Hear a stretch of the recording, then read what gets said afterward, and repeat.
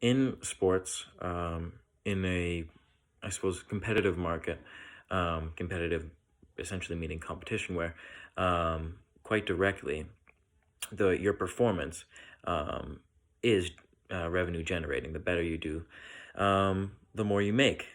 Uh, Therefore, since the introduction of drugs into this market, the incentive to consume these products that will inevitably increase one's output, one's productivity in a sense. Um, there really is no rational reason not to take it, if especially that is, we can assume the motive of the athletes is to perform better and reap the financial rewards of such high performance.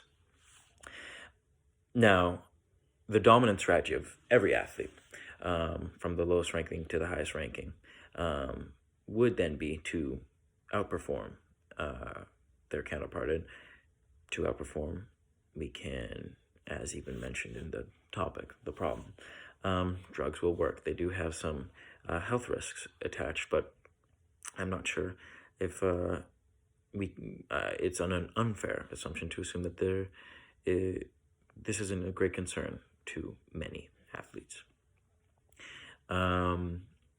So that being said, the dominant strategy for every athlete would be then to take drugs and reap the consequences potentially out of the suspicion or paranoia that their competitors doing the same thing. They have the same selfish urges to actualize and promote themselves.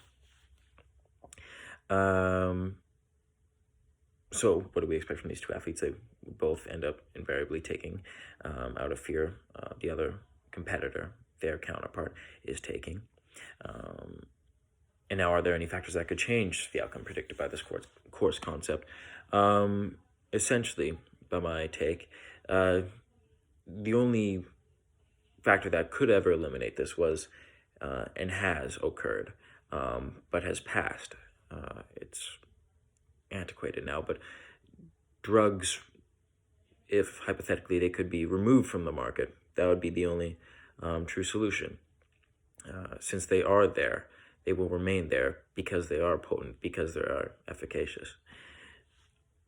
Aside from their complete removal, the risk and the incentive will always remain there, and that so will the suspicion, and so will the drug abuse.